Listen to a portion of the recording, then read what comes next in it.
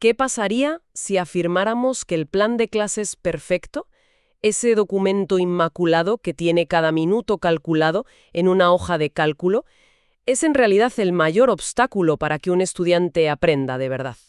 Fíjate que es una afirmación fuerte, pero bueno, totalmente necesaria para arrancar. Ya, es que es así. Hola a todos y a todas. Hoy hacemos un análisis a fondo sobre exactamente esto, sobre lo que ocurre cuando el plan de papel choca de frente con la realidad del aula. Eso es. Y, a ver, nuestra misión principal hoy es desentrañar los referentes curriculares, didácticos y contextuales que fundamentan de verdad un proyecto educativo real. Esta conversación, quiero recalcarlo, está pensada especialmente para el estudiantado de licenciatura en formación docente. Fundamental. Para quienes nos escuchan que están a punto de asumir el reto inmenso de educar y que necesitan entender que planificar no es, ni de lejos, rellenar un formulario burocrático. Es que ese es el punto de partida clave. Y bueno, para lograr desmitificar esto hoy, vamos a diseccionar dos perspectivas académicas que son interesantísimas. Por un lado, nos vamos a basar en el trabajo de Elda Monetti y María Elena Molina.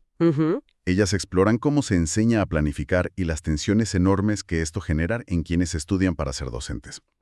Y en paralelo, vamos a analizar un estudio de Gabriela Aida Flores Becerra, centrado en la educación superior tecnológica en México. Que propone una cosa interesantísima, ¿verdad? Totalmente. Propone un giro pedagógico radical hacia lo que llama la socioformación. Pero, y creo que estarás de acuerdo conmigo, antes de entrar de lleno hay que hacer una aclaración. Sí, por favor, adelante. Porque claro, en educación los cambios de paradigma a veces levantan unas pasiones tremendas o incluso rozan debates ideológicos sobre qué debe priorizar la escuela. Así que es importantísimo decir a quienes nos escuchan que aquí vamos a analizar de manera imparcial las posturas de estas autoras. Justo. No estamos dictaminando qué modelo es la verdad absoluta, ¿vale? Sino destilando lo que estas investigaciones aportan al debate sobre cómo enseñar hoy en día. Exactamente. El objetivo es dar herramientas de análisis, o sea, ampliar miras. Así que, bueno, para entender cómo justificar teóricamente un proyecto didáctico pertinente, primero hay que redefinir qué significa ejercer la docencia. Claro. Y esto nos lleva de cabeza a la primera gran idea de nuestra unidad 1, que es el concepto de diagnóstico y los famosos saberes que menciona la investigación de Monetti. Vale, vamos a desgranar esto. Venga. Porque el texto plantea que la docencia requiere un entramado de 4 saberes, ¿no? Nos habla de saberes científicos, experienciales, técnicos y prácticos. Y claro, a primera vista tú lees esto y dices, madre mía, ¿suena a demasiada teoría? Suena densísimo, sí. Pero en realidad, fíjate, es la anatomía misma de dar una clase. Porque, a ver, tradicionalmente se pensaba que quien dominaba el saber científico, es decir, la disciplina pura y dura, pongamos la biología molecular, pues ya estaba automáticamente capacitado para enseñarla. Claro, el típico profesor de universidad que sabe muchísimo pero no sabe transmitirlo. Exactamente. Monetti nos aclara que el acto de planificar exige movilizar los otros 3 saberes. El saber técnico, por ejemplo, que es el que te da las herramientas, las metodologías didácticas formales, ¿no? ¿Vale? Luego está el saber experiencial, que es el bagaje, esa intuición brutal que adquieres al observar cómo reaccionan diferentes grupos de alumnos a lo largo de los años. Sí, el famoso «esto ya me lo conozco yo». Eso es. Y finalmente, el saber práctico, que es el más inmediato de todos. Es esa capacidad de tomar decisiones en milisegundos cuando estás frente a la pizarra y te das cuenta de que la actividad pues no está funcionando. Ya. Pues mira, para visualizarlo mejor, vamos a imaginarnos a alguien que diseña edificios, ¿vale? Vale, me gusta. Planificar una clase basándose solo en el saber científico sería como ser un arquitecto que diseña un rascacielos fiándose únicamente de la física teórica y la geometría, pero en un papel en blanco. O sea, dibuja unos planos estéticamente perfectos en su despacho. Claro, sobre el papel todo aguanta. Exacto. Pero está ignorando por completo el tipo de suelo sobre el que va a construir, o la humedad del clima local, o incluso cómo interactúa la luz del sol en ese barrio a las 5 de la tarde. Ostras, esa metáfora es muy reveladora, ¿eh? Porque si ese arquitecto ignora el tipo de suelo, que nuestra educación equivaldría al saber experiencial y técnico, el rascacielos sencillamente se hunde. Literalmente. Llevando tu ejemplo al aula, la geometría vendría a ser el contenido, pero el tipo de suelo es el contexto sociohistórico del alumnado. Y lo fascinante aquí es que Monetti destaca que la planificación jamás ocurre en el vacío. Jamás. Por eso, el paso cero, indiscutible de cualquier proyecto didáctico, es el diagnóstico. Eso es, antes de abrir siquiera el libro de texto. Justo. Hay que diagnosticar el contexto, las necesidades educativas y a los sujetos de aprendizaje.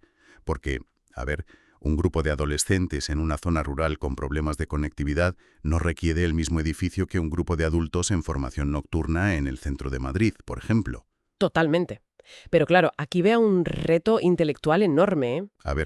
Poniéndome en la piel de un estudiante de magisterio o de pedagogía que nos esté oyendo. Si la planificación depende tanto del saber experiencial y de conocer el terreno, de pisar el suelo, ¿cómo aprendes a planificar cuando tienes 20 años y jamás has dado una clase de verdad? ¿Es un problemón? O sea, te están pidiendo que construyas sobre un terreno que en la vida has visto. Suena a una paradoja que tiene que generar una ansiedad tremenda en las facultades. Genera muchísima ansiedad. De hecho, Monetti y Molina identifican esto como una de las principales tensiones estructurales en la formación docente inicial. ¿Normal? Quienes estudian se ven obligados a planificar para un, entre comillas, estudiante ideal o una situación simulada, lo que hace que el aprendizaje se sienta artificial. Es como si estuvieran rellenando ese formulario burocrático del que hablabas al principio. Claro, un trámite para aprobar la asignatura y ya está. Exacto. Y la forma de resolver esta tensión, cuando careces de ese bagaje experiencial, es anclarte muy fuertemente en el sustento curricular y pedagógico. O sea, si no tienes la brújula de la experiencia que te dice por dónde ir, necesitas un mapa teórico sumamente preciso que justifique cada decisión que tomas en tu plan. Y el problema surge cuando descubrimos que esos mapas teóricos también caducan. Vaya que sí caducan. Porque claro, si el diagnóstico actual nos dice que el alumnado vive hiperconectado, con acceso instantáneo a ChatGPT y a toda la información del mundo, el mapa teórico de hace 30 años ya no nos sirve de nada. Para nada. Y esto nos enlaza maravillosamente con el segundo tema de hoy, que es cómo evolucionan estos sustentos curriculares. Si miramos el trabajo de Gabriela Aida Flores Becerra, ella analiza precisamente esto en el ámbito de la educación superior tecnológica. Así es. Y además, Flores hace una revisión documental crítica que es súper ilustrativa, porque demuestra que la manera en que redactamos una planificación revela en el fondo qué creemos que es la educación. Qué interesante esto último. Por ejemplo, ella analiza el enfoque conductual organizacional que era muy predominante en las escuelas tecnológicas del pasado. Vale. En este modelo el foco está puramente en conductas observables. O sea, el sustento pedagógico se reduce a preguntarse ¿qué comportamiento medible debe mostrar el estudiante al final del trimestre para cumplir con las metas de la empresa?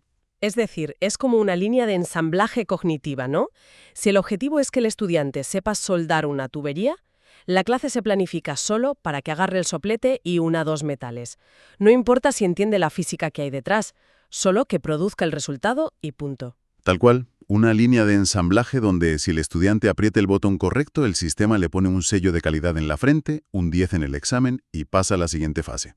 Ya. Y ojo, en su momento histórico esto tenía lógica, porque la industria demandaba operarios que siguieran instrucciones precisas sin hacer preguntas.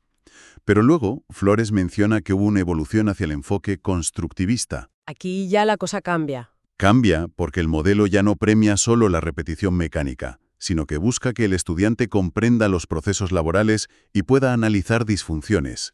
Volviendo a tu línea de ensamblaje, el constructivismo aparece cuando la máquina se rompe y el estudiante tiene que entender por qué se ha roto y cómo arreglarla, basándose en sus conocimientos previos. Vale, entiendo perfectamente la evolución. Pasamos de un, oye, sigue las instrucciones, a un, entiende el sistema para poder arreglarlo.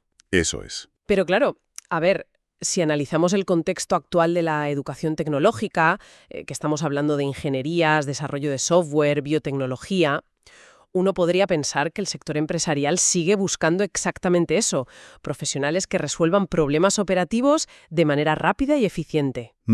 Sí. Entonces, ¿por qué el análisis de Flores insiste en que incluso el mapa del constructivismo se nos está quedando corto a la hora de delimitar los propósitos de un proyecto educativo? Pues porque las reglas del juego a nivel global han cambiado de una forma drástica. O sea, estamos inmersos en lo que se denomina la sociedad del conocimiento. Vale. La tecnología hoy evoluciona a un ritmo tan loco, tan vertiginoso, que enseñar a un estudiante a resolver una disfunción en una maquinaria concreta garantiza, casi con total seguridad, que su conocimiento será obsoleto el mismísimo día que se gradúe. Ostras, claro. La educación superior actual se enfrenta al problema de que la información ya no es un recurso escaso que el profesor transmite. Está en Internet, está en todas partes. En un clic. En un clic.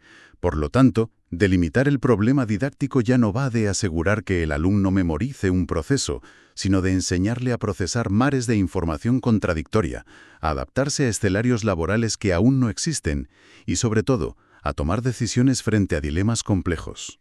Buah, y aquí es donde la cosa se pone realmente interesante para quienes nos oyen, porque frente a esta obsolescencia programada del conocimiento técnico, Flores introduce el enfoque de la socioformación como el nuevo gran sustento pedagógico. Efectivamente. Y según las fuentes, la socioformación no es solo, venga, actualizamos el temario y ya está. Es cambiar radicalmente el propósito del proyecto didáctico. No se trata solo de que el estudiante sea útil para una empresa, sino que el proyecto tenga un impacto más allá de las cuatro paredes del aula. Exacto. El enfoque socioformativo descansa sobre unos pilares que, cambian por completo la forma de planificar. Y creo que es vital entender cómo operan en la práctica, no quedarnos en la teoría. Vamos a ello. El primer gran pilar es el énfasis en la colaboración genuina. Y ojo, que esto no significa simplemente agrupar a 4 chavales para que se repartan un trabajo en 4 partes y lo peguen la noche antes de entregarlo. Que nos conocemos todos esa técnica, ¿eh? El típico Frankenstein de copiar y pegar. Totalmente.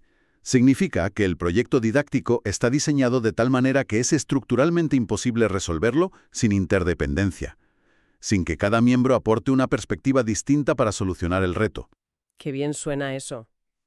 Y el segundo pilar que menciona el texto me parece un salto enorme también, que es la integración del proyecto ético de vida.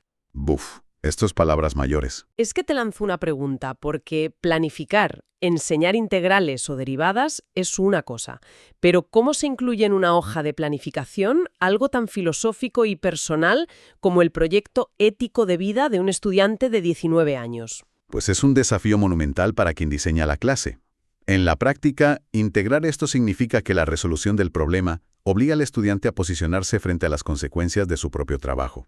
Por ejemplo, Pues mira, si un estudiante de ingeniería en sistemas tiene que desarrollar un algoritmo, la planificación socioformativa le exige que analice si ese algoritmo tiene sesgos raciales o si vulnera la privacidad de los usuarios al recopilar datos. Se le evalúa no solo por lo elegante que sea su código, sino por cómo justifica el impacto social de su creación. qué potente. Vale, y eso engancha directamente con otros dos pilares fundamentales que señala el texto, que son el desarrollo de habilidades de pensamiento complejo y la metacognición. Sí. A ver, la metacognición siempre me ha parecido un término un poco árido, un poco de manual, pero en el fondo es simplemente obligar al cerebro a mirarse al espejo, ¿no? Es que el alumno entienda cómo está aprendiendo y dónde se está equivocando por sí mismo. Fíjate, es una excelente forma de definirlo. Desde el punto de vista de la planificación, incluir la metacognición significa que tú como docente reservas tiempos específicos en el aula, no para avanzar temario como un loco, sino para que el estudiante reflexione sobre su propia estrategia de resolución. Claro. Y fíjate que todo esto culmina en la forma de evaluar, que es la clave. La socioformación propone alejarse de las calificaciones punitivas tradicionales, del 0 al 10, y utilizar lo que llaman niveles de dominio. Ay, me interesa muchísimo esta distinción. A ver si me la puedes aterrizar un poco. ¿En qué se diferencia un nivel de dominio de, digamos, una rúbrica tradicional de toda la vida, donde si te faltan 3 comas te bajo medio punto? Pues la diferencia radica en el propósito de fondo. Una rúbrica conductual, la clásica, sanciona el error puntual respecto a un estándar fijo. Vale. Pero los niveles de dominio en la socioformación, que por cierto suelen dividirse en inicial, receptivo, resolutivo, autónomo y estratégico, lo que hacen es describir el grado de madurez con el que el estudiante maneja el problema. Entiendo. Por ejemplo, en el nivel resolutivo, el estudiante sabe aplicar la fórmula técnica, y bien, pero para llegar al nivel estratégico, el más alto, tiene que demostrar que además puede adaptar esa fórmula de manera creativa y ética a un contexto que no estaba previsto. Así que la evaluación se convierte en un mapa de crecimiento continuo, no en una guillotina al final del trimestre. ¡Qué maravilla! Todo esto nos aterriza en el tercer tema clave de nuestra unidad, que es la delimitación del problema didáctico. Bajo los enfoques viejos, el problema en el aula era simplemente que el alumno no sabía una información y la solución era que se la memorizara de carrerilla. Tristemente, sí. Pero en la socioformación, el problema didáctico emana de la realidad. El proyecto no busca que aprueben un examen de opción múltiple, busca intervenir en el mundo real, ensuciarse las manos. Exacto. Y para materializar esto, creo que lo mejor es ver ejemplos muy concretos en diferentes niveles educativos, tal como nos exige nuestra propia fundamentación curricular de hoy. Sí, por favor, ejemplos reales. Pensemos primero en un instituto de educación secundaria. En un modelo tradicional, el proyecto trimestral de ciencias podría ser realizar una maqueta del ciclo del agua con algodón y cartulina y memorizar las fases. El clásico de toda la vida. El clásico.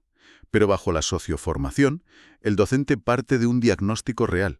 Oye, el barrio donde está el instituto tiene un grave problema de gestión de residuos y resulta que el río cercano está contaminadísimo. Así que el problema didáctico se ancla en esa contaminación local. Efectivamente. Los estudiantes tienen que investigar la composición química de los contaminantes de ese río en concreto. Colaborar con el ayuntamiento o con los vecinos para proponer un sistema de filtrado y hacer una campaña de concienciación. ¡Wow! Ahí estás movilizando la química y la biología de la misma manera, pero mediante pensamiento complejo, trabajando en equipo de verdad y asumiendo una responsabilidad que alimenta ese proyecto ético de vida. ¡Qué buen ejemplo! Y si subimos la escala a la educación superior tecnológica, que es el foco de Flores, a ver, imaginemos una facultad de ingeniería agrónoma o electrónica. El proyecto tradicional para aprobar la asignatura de sensores pues sería diseñar un circuito cerrado en un laboratorio superaséptico que simplemente encienda una bombilla. Eso es conductismo puro. Claro, pero el proyecto socioformativo implicaría diagnosticar que, por ejemplo, una comunidad de agricultores local está perdiendo sus cosechas por unas heladas impredecibles. Buenísimo. Entonces, el proyecto consiste en diseñar y programar un sensor térmico de bajo coste para esos agricultores reales. Se requiere exactamente el mismo conocimiento técnico de electrónica, claro, pero está subordinado a resolver un problema humano real.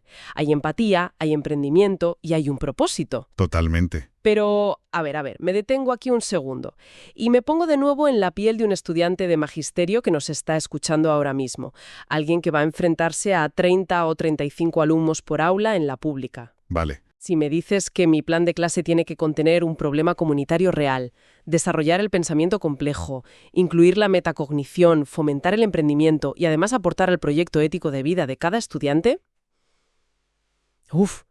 supongo que el truco está en la escala.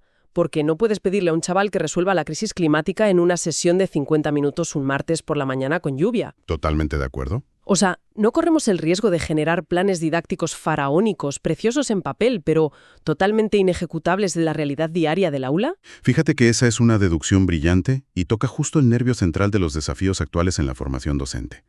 Esa sensación tuya de sobrecarga, de sentir que la teoría es hermosa pero imposible de aplicar un martes a primera hora, es exactamente lo que Monetti describía como la tensión entre el saber teórico y las limitaciones prácticas. Claro, es que te ahogas en expectativas. Y la respuesta pedagógica a esa preocupación está, como bien intuyes, en la escala. Y en diferenciar claramente lo que es el diseño macro del diseño micro. A ver, explícame esto bien. ¿A qué te refieres con diseño macro frente al micro? Pues a que un proyecto socioformativo no se desarrolla en 2 horas. Es el paraguas gigantesco que cubre toda una unidad o incluso un semestre completo. La delimitación de ese problema didáctico significativo, lo de los agricultores, es el faro, es el destino final. Vale, lo pillo. En el diseño micro, en el día a día, en el barro. Por supuesto que habrá sesiones puramente técnicas. Habrá clases donde el objetivo sea exclusivamente entender cómo se despeja una variable en una ecuación o cómo narices se calibra el sensor. Clases aburridas, entre comillas. Exacto. Habrá instrucción directa y habrá memorización porque es necesaria. La socioformación no prohíbe explicar la teoría básica en la pizarra. Lo que exige es que esa clase teórica no esté desconectada del mundo. El estudiante está aprendiendo a despejar esa variable insufrible porque sabe que necesita esa matemática para, dentro de 3 semanas, terminar el sensor que va a salvar las cosechas de los agricultores. Exacto. Y fíjate, esa capacidad de mantener el hilo conductor es precisamente lo que eleva verdaderamente a la docencia a la categoría de profesión intelectual. Cuando un educador puede sentarse y explicar de forma razonada por qué ha elegido un problema específico, basándose en el diagnóstico de su aula, y cómo ese problema moviliza el currículo oficial y el crecimiento ético, ahí está demostrando un nivel estratégico altísimo. Ha dejado de ser un mero operario que lee las instrucciones del editorial de turno para convertirse en un verdadero diseñador de entornos complejos de aprendizaje. Es que es un cambio de identidad profesional absoluto. Y bueno, creo que con todo este recorrido ya podemos sintetizar los enormes aprendizajes que hemos desgranado hoy sobre la fundamentación de proyectos didácticos. Adelante. De la mano de Monetti, hemos visto que planificar es un arte súper complejo, que mezcla saberes científicos con saberes técnicos, prácticos y experienciales, y que nada de todo esto funciona si no se parte de un diagnóstico real y aterrizado del alumnado. La geometría del contenido necesita conocer desesperadamente el terreno donde se va a construir. Así es. Y, conectando con la segunda parte, la investigación de Flores sobre la educación tecnológica nos demostró que los antiguos mapas conductuales ya no sirven para navegar por la sociedad de la información. Se quedan cortísimos. Muy cortos. Si queremos que la planificación sea pertinente hoy, el sustento pedagógico debe atreverse a transitar hacia enfoques como la socioformación, donde lo importante no es aprobar un examen estandarizado de 100 preguntas, sino utilizar ese conocimiento técnico para abordar problemas reales con un sentido ético y colaborativo profundo. Pues mira, para quienes nos oyen, especialmente para quienes estéis ahora mismo en las aulas universitarias formándoos para ser el profesorado del mañana, la conclusión es clarísima. Dominar estos referentes teóricos es vuestra mayor herramienta. Sin duda. Es lo que os permitirá transformar el acto de enseñar, sacándolo de esa visión gris tan administrativa, para convertirlo en una intervención social transformadora. Vuestro plan de clases es, en esencia, vuestra declaración de intenciones hacia el mundo que queréis ayudar a construir. Es un cierre impecable, de verdad. Aunque, si me lo permites, me gustaría dejar una última reflexión flotando en el aire para la gente que está oyendo esto, a raíz de esto último que has dicho. Claro, diles. Hemos visto que los textos académicos proponen como nuevo estándar justificar proyectos que evalúen la ética, la colaboración genuina y el pensamiento complejo. Pero la pregunta incómoda es, y con esto lo dejo, ¿están las instituciones y los ministerios de educación actuales estructuralmente preparados para acoger y evaluar este tipo de crecimiento humano? Menuda pregunta. O sea, o corremos el grave riesgo de adoptar todo este vocabulario moderno de la socioformación en los documentos oficiales y en las leyes, mientras, a puerta cerrada, seguimos forzando a los docentes a medir la empatía usando las mismas rúbricas inflexibles y numéricas del viejo sistema de línea de ensamblaje. Ahí queda el debate.